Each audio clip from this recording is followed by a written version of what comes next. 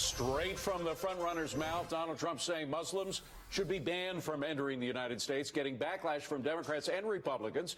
Here to weigh in, Zuhdi Jasser. He is president of the American Islamic Forum for Democracy. Zuhdi, you're recognized as a very moderate Muslim who looks at both sides of things, who's condemned people on the left of the Islamic side, if you will. What does a moderate Muslim think of what Donald Trump said?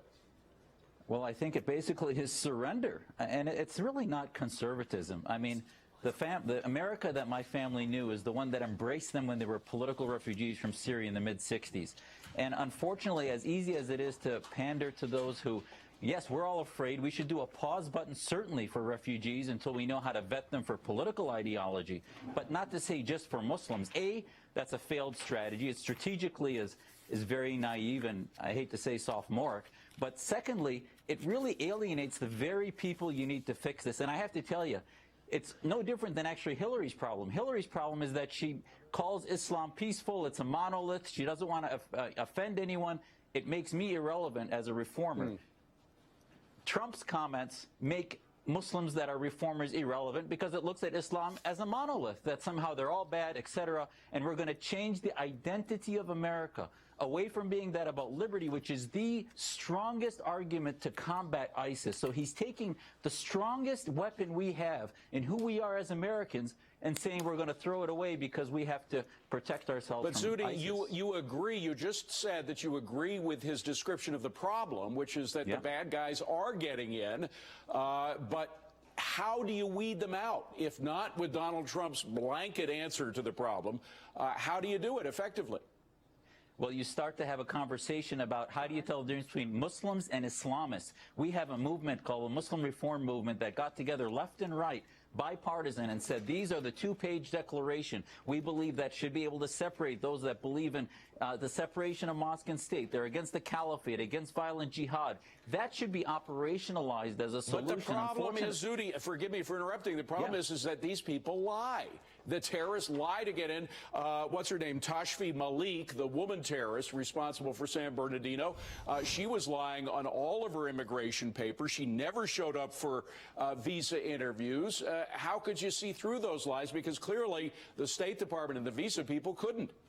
Well, in appropriate vetting, those things will come through. I mean, we've had wars where we had Vietnamese refugees, Russian refugees from Soviet Union, World War II. There were always those trying to infiltrate our system. Some got through, but we didn't change who we are as a country and turn away refugees. We said in the paperwork when they're coming in the 20th century, are you a member of the Communist Party? Why can't we put in today's paperwork and in our vetting, are you a member of the Islamist movement? Zuhdi, I hate to disagree with you, but there were times in the U.S. history, and again, not all of it is appreciated in hindsight, but when we did hold back on accepting certain refugees because of fear of them being enemy combatants. So could it be that if we have more of these attacks, we may get to that point again?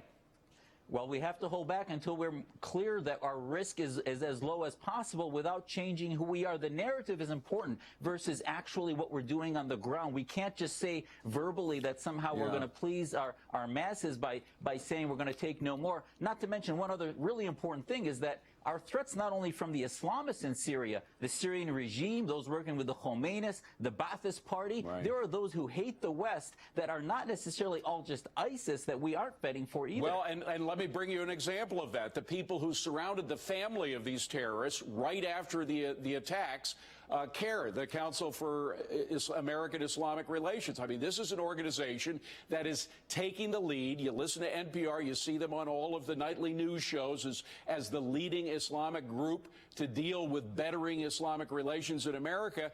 And there are questions about whether they're actually closer to the bad guys than the good guys.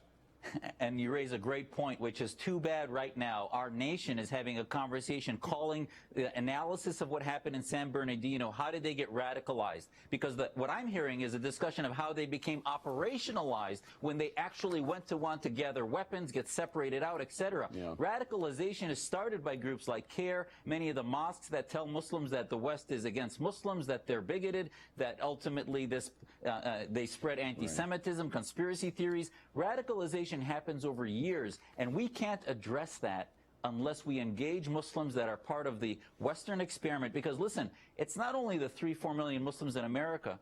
We are essential in this global battle against a movement within a quarter of the world's population. So if you're going to operationalize our reform movement, we have to get it right publicly when you have the large platforms that Mr. Trump, Secretary Clinton, and other people have. Well, I know you've got it right, and I wish you were in power to make these decisions. Zuhdi Jasser, wonderful to see you again. Thank you very much for being here. We have some breaking news.